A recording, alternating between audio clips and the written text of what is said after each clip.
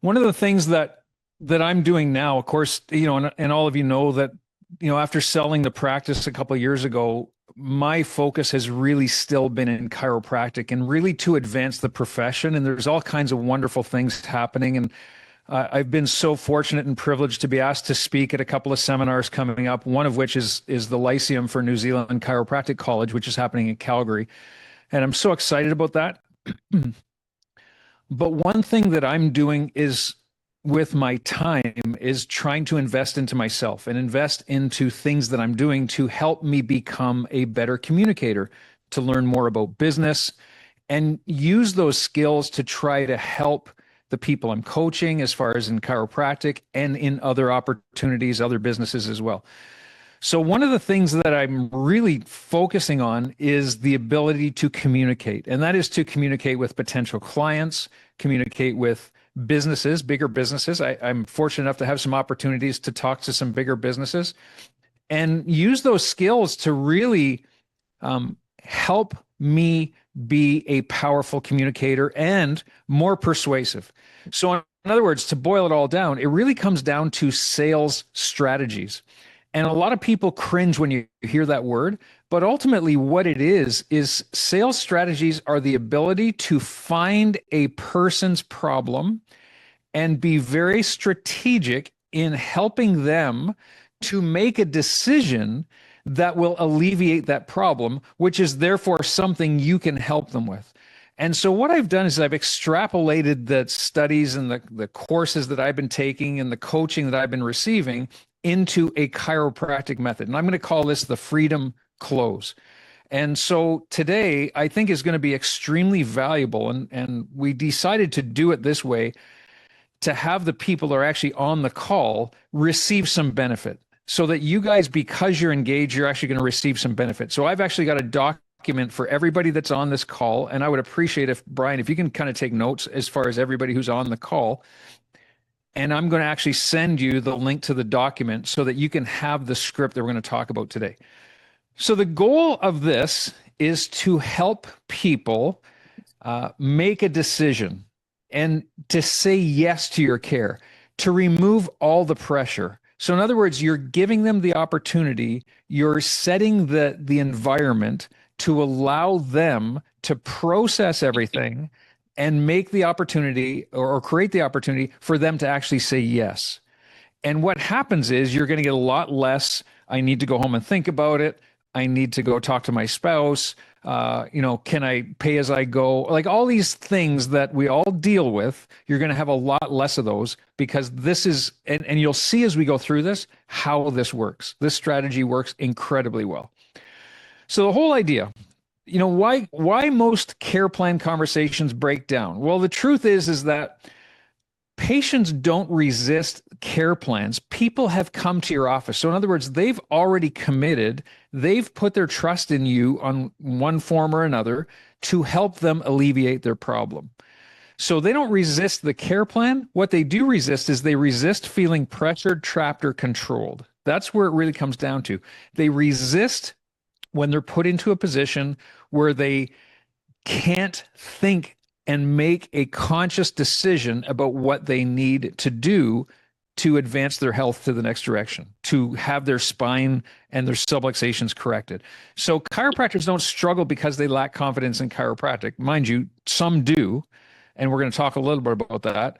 But really what it comes down to is that they struggle because the moment that money, time, and commitment enters the conversation, what happens is there's this disconnect between the chiropractor and the patient. And what happens is the patient neurologically shifts into this protection mode. And this is what happens. And you've seen it all the time. What happens is they sit there, they cross their arms, they lose their eye contact or their eye contact changes. And that's when you get the let me think about it. I need to talk to my spouse. Can I go with just a few visits? Can I pay as I go? All these silly things that you deal with on a daily basis. So it's not rejection, it's this psychological pressure. And it's the patient's reaction going into this protective mode. So the freedom close removes that pressure and actually increases the yeses. Okay.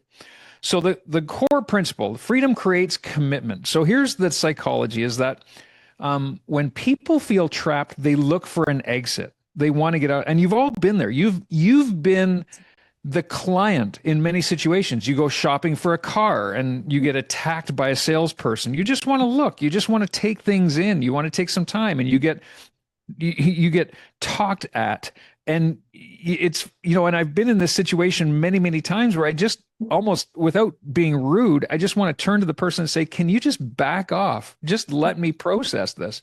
And this is the whole situation when we put it down to this interaction between doctor and patient. So your job is not to convince patients.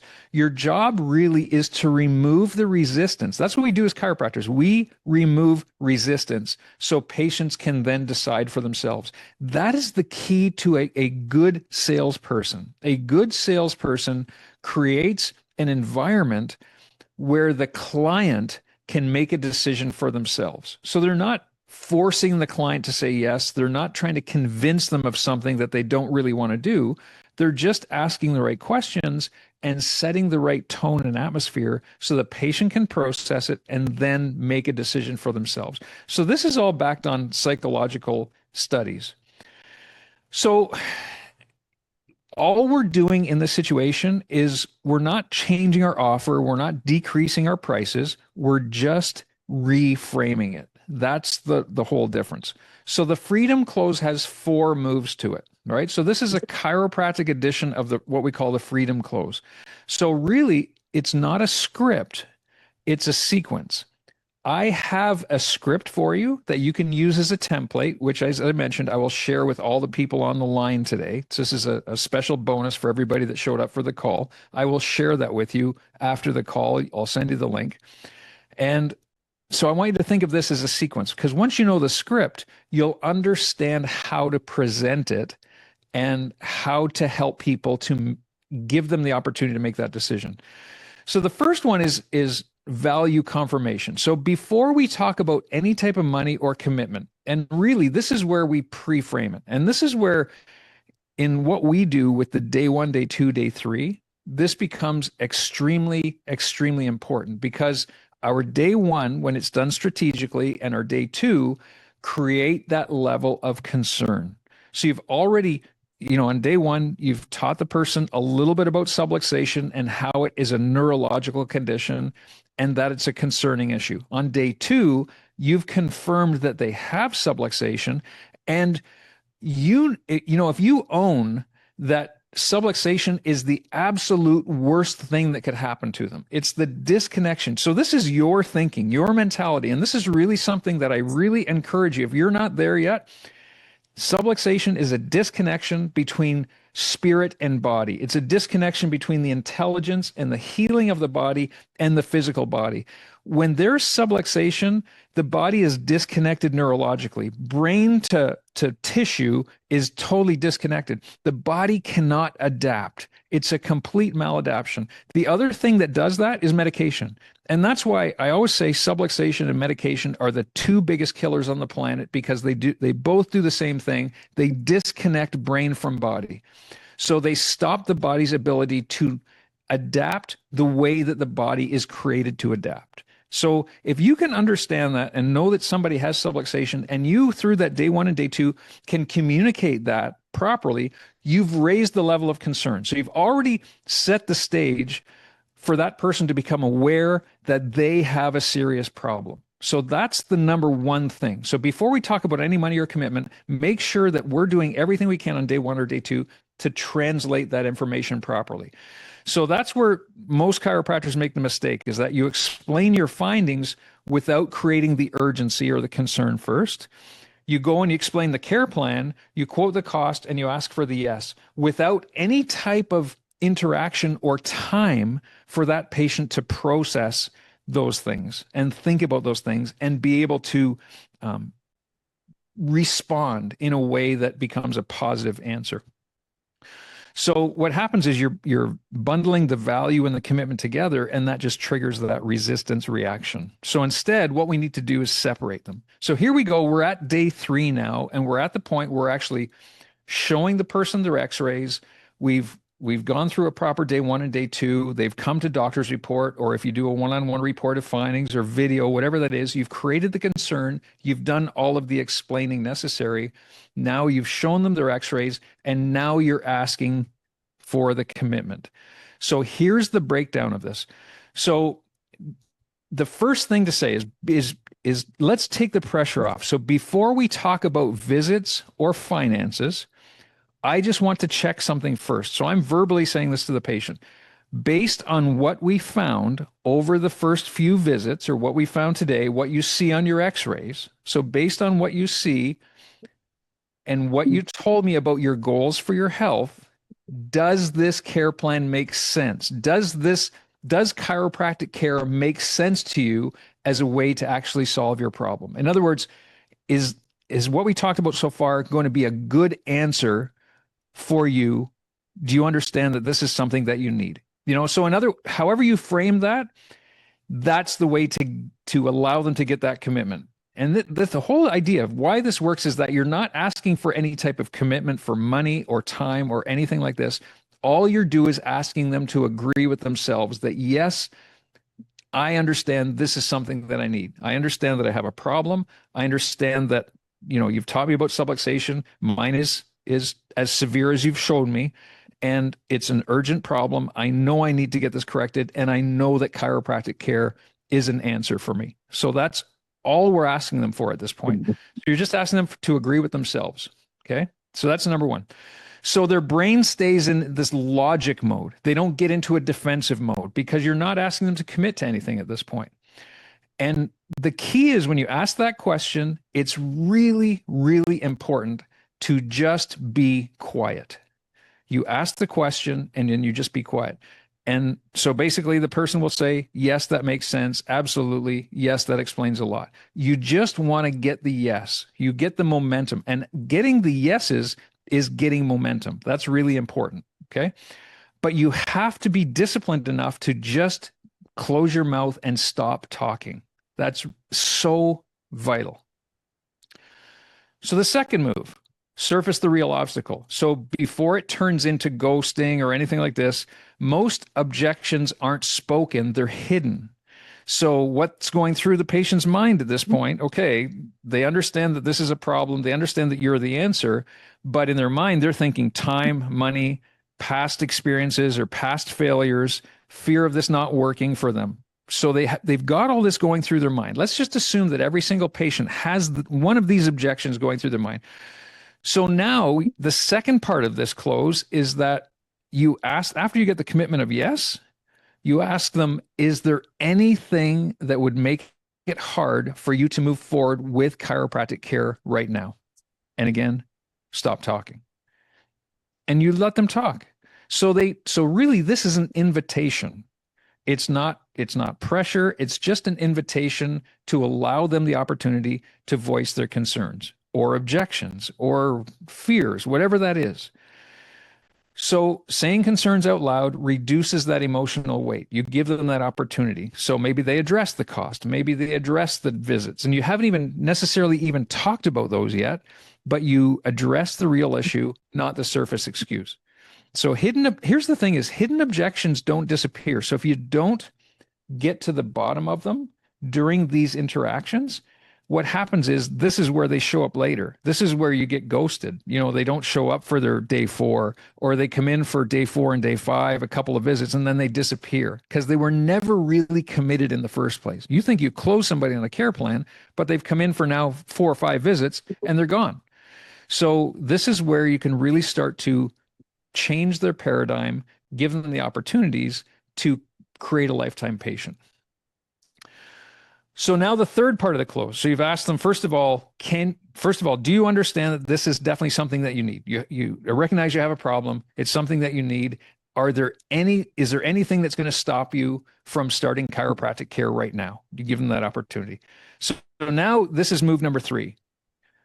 This is where chiropractors usually tighten up. Okay, where we start talking about cost or something else.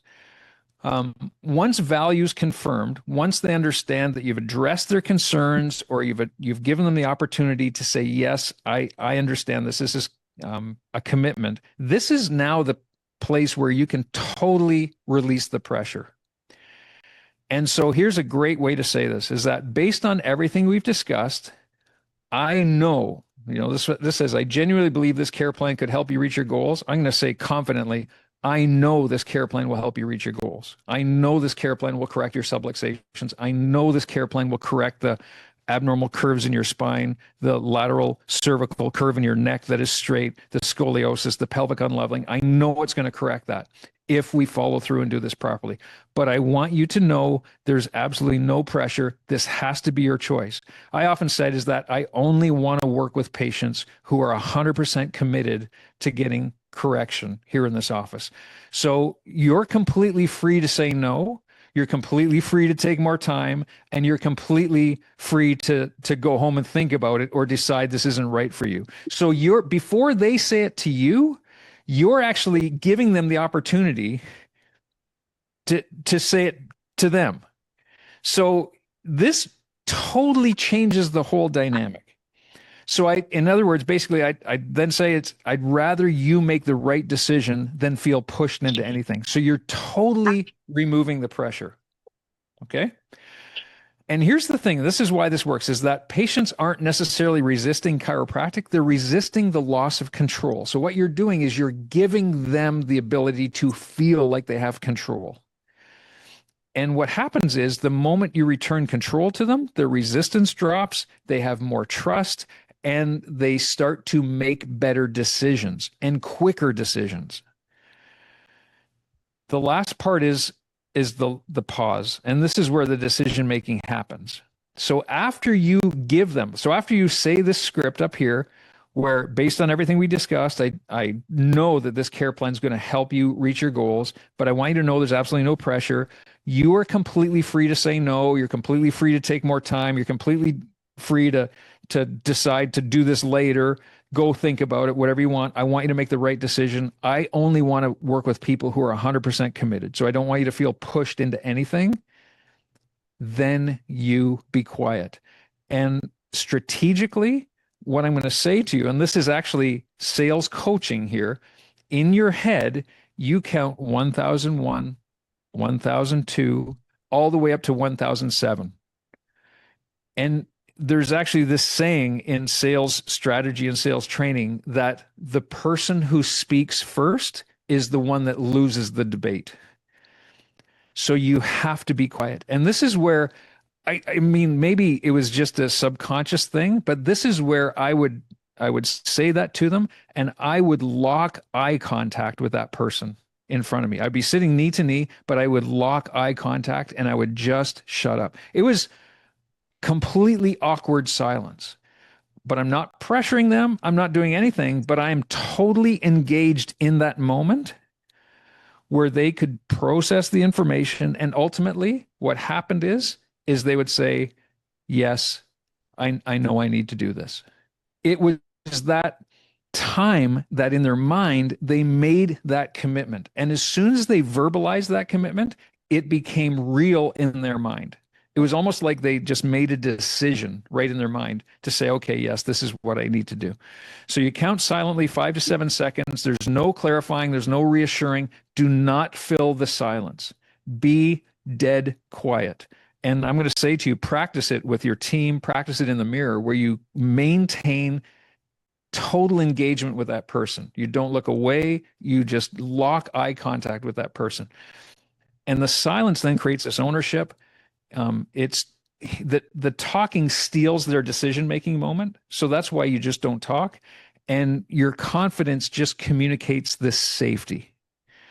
So you ruin it by adding things like, so what do you think? So what are your thoughts? So what would you like to do? You ruin the moment by saying something. So don't say anything. Just let the pause do the work. And you'll often hear, that's when you hear, no, I'm ready. Let's go ahead and do this. I know I need to do this. All right. So that's how it looks. And, this is really how it comes down to in a real conversation is that, does this care plan make sense in a way to address what's actually going on? And the patient will say, well, yes, you get some agreement, right? It's really important to ask the questions. And here's where, and I'm going to say it this way. Chiropractors that have not met their goal or have not reached the level of success that they want for themselves, or are in a very lower, relatively lower volume, are the ones who don't do this because you're still in a level of teaching. You're still in your report of findings, you're sitting down with a patient and you still continue to just talk at them, talk at them, talk at them. And that is what drives people away. That is what doesn't get people to make that commitment. Chiropractors who are more successful take this time to ask questions. And it's all questions. And really skilled chiropractors ask the question and then they're quiet. So, does this care plan make sense as a way to address what's actually going on? Yes, it does. You wait for the patient to respond. Doctor, is there anything that would make it hard for you to move forward right now?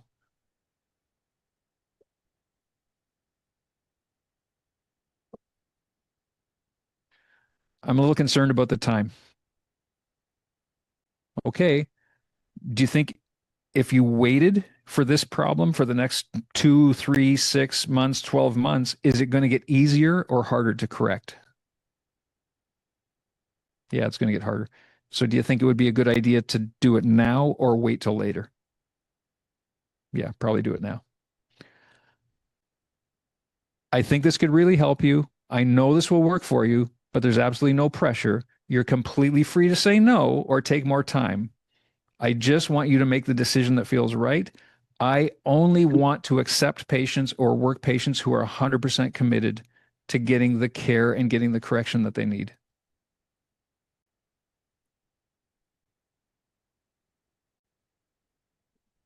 Yeah, okay. I need to do it. Okay. That's it. Like it's so simple, but it's training yourself to be disciplined, to just be quiet. You've done all the teaching. And if your day one and day two are really good, your doctor's report is really good, this should be easy. And if you can do it this way, you get the patient to commit. And this is where the transformation happens. You change their paradigm and you create this lifetime patient. Okay. Here's the big warnings at the back of this, the back end of this. Okay. You can't fake this. You have to have an abundant mindset, right? You have to have an abundant mindset. You have to be detached from the outcome. So when you start needing patients to sign on because you need the money, you have to pay your bills, this is what's going through your mind, it blows it out of the water. Like it totally will not work. You have to get to the point where you are so confident with what you deliver and you have this abundance in your life, this abundance of new patients, this abundance of money. That's where the way you have to think. And once you can get yourself to that point, this becomes so much easier. The pause between the questions is absolutely non-negotiable. That is the close. I'm telling you guys, we talk way too much. You've already shown them how important this is to follow through. You just need to be quiet. Ask the question, be quiet. Train yourself on that. It's so important. Once you talk, you break the spell. And this doesn't fix weak care plans. Okay, so freedom doesn't sell bad recommendations, it just amplifies the good ones. So make sure your care plans are something that the majority of people can do. If you've got, a care plan that the majority of your people just can't do, like have the set options that are going to be there for people that are going to be reasonable for them to follow through with. And if care is congruent and ethical and well explained, this works. But if not, it's not going to work. Okay. So the highest form of influence is just removing the pressure, not applying pressure. It's removing the pressure. So patients want to feel heard. They want to feel respected. They want to feel free. They don't just start care. And this is the key is you want to build a maintenance wellness-based practice. Patients will stay in care. They'll refer more. They'll have more of a trust for you because they know they've had the opportunity to make the decision about their health, not be pushed into something that they were uncertain of. So it's not about closing patients. It's just about creating the atmosphere and the condition where saying yes feels completely natural. Okay. All right. So any questions, any comments on that so far?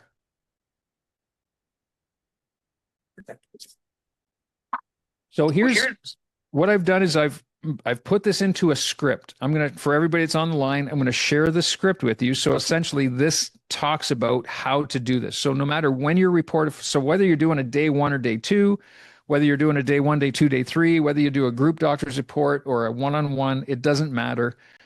When you get to the point where you're showing your recommendations to that person, here's the script. And it talks about not just the words, but how to deliver the script, when to pause, the right questions to ask. So I'll share this document with everybody. You're welcome to take it, use it at your discretion. Okay. Any questions, any comments? I'd love to hear. No? Hey, Colin. Yeah. I do have a question. Maybe I missed it. This is brilliant, by the way. This is a great call. In terms of the timing of when you actually showed the frequency of the care plan and then actually show the finances, did I miss, like, there's a couple questions that are before showing them the care plan? Like what's I'm just trying to get the actual. Great question. Yeah. Yeah. So Kevin, what I would say, and this is, so the way that I always did it is that I always showed an example of the care plan in the doctor's report. Yeah, so, and the way I did that, and whether you do doctor's report live or whether you do a one-on-one, I would just use a story. Like I would simply have a set of x-rays that this is a story. And essentially you everything that you want to explain to that patient is in the story. Like, in other words, mine was Jason. So this is Jason. He came in and I put in all the objections. He thought chiropractors were quacks. He didn't have the money. He had an ongoing problem. He'd tried everything else. He'd been to other chiropractors before, like all these different things.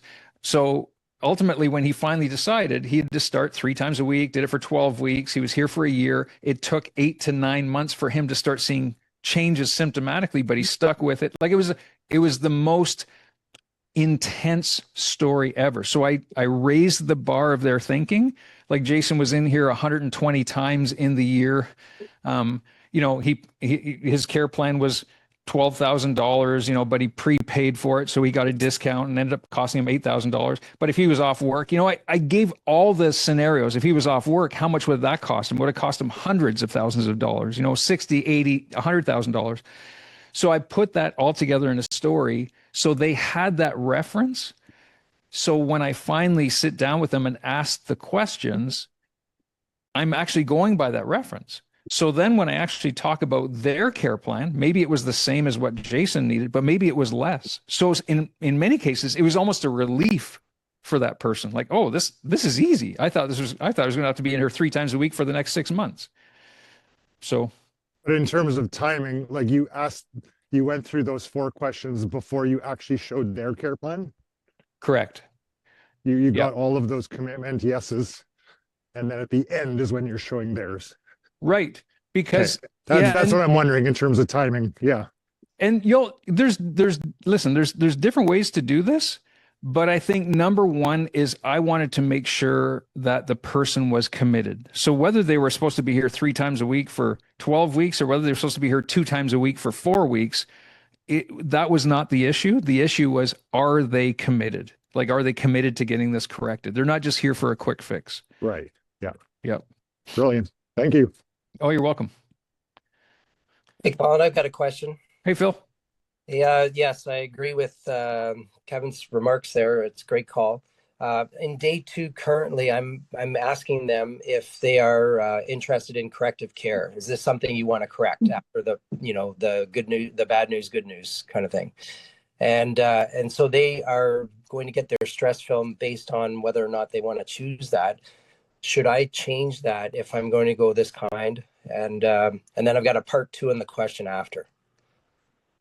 So that's an excellent question. So my initial thought on that, Phil, is that at that time in their journey, they don't have enough information to make a solid decision. So they might just tell you what you want to hear, but not really know why they're saying that.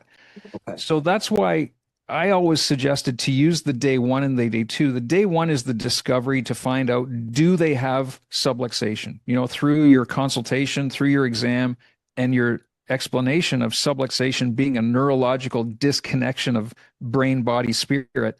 And do they have it? Because that's the worst possible scenario. And then day two, yes, you do have it. So I'm really concerned. My next step would then be to take a stress film or a re-x-ray to see exactly how your body's going to respond to the care that I'm going to deliver. Is that something you'd like to do? Fantastic. So if they'd like to do that, great. And then get them to day three, where then you can explain exactly, okay, this is the problem. This is what it's causing you. And this is how we're going to get it corrected. Okay. I don't know if that's helpful, but That is. And then the part two of my question is, how much of this, or can any of this be done in a group format in the actual doctor's report? 100%. Absolutely. I think, honestly, I think to build a volume office, if your mission is to get to your community and change the thinking and paradigm of your community, I think personally it has to be done in a group form, because you'll be spinning your wheels doing it one-on-one. Like you can build a 200, 300, 400 a week practice by doing one-on-ones. Absolutely. But if you really want to get people's lives changed and make a big impact, then it has to be done in a group. And everything that you can do in a group becomes more powerful, because if you're sitting in a group, and you guys have all done it, you know, if you've seen doctor's reports, you're sitting in a group, you get passionate, you get emotional, and you see people in your group, they start nodding their head, they start agreeing with you. Other people are seeing other people agree, and then they just naturally agree. It's like there's contagious positivity in the group when that happens.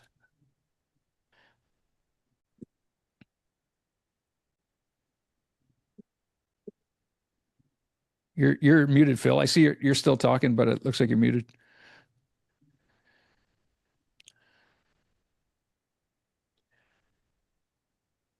Any other questions? Is that am I back on? No. Yeah, I can hear you, Phil. Yeah. So how much of those the steps that you just went through, the 5 steps, how much of that, if any, would you do in group format now? Oh, okay. So yeah, the question, so the process that I just talked, so the freedom close, that is 100% one-on-one. Okay. Yeah. Yeah. So that the doctor's report, the group, everything you're doing, you're raising the level of concern. That's where you're doing the inspiring. And I'm going to say, and I intentionally did not use the word teaching, you're inspiring at that point that this is exactly what you do as a chiropractor. This is exactly what people need. This is what the community needs. And this is why your office is so different. So you're creating this inspiration in all the people. And then when you do the one-on-one, that's when you kind of bring them back down to earth and say, you know, give them the opportunity. Like, here's yours. Clearly you can see you have a big problem, like you're in big trouble, right? And you ask the strategic questions, but then you give them the freedom to say, hey, if this is not for you, you got to make the decision on this one. I only want to work with people who are 100% committed to get this corrected, and then be quiet. It's extremely powerful. Yeah, I really like it. Anything else, gang?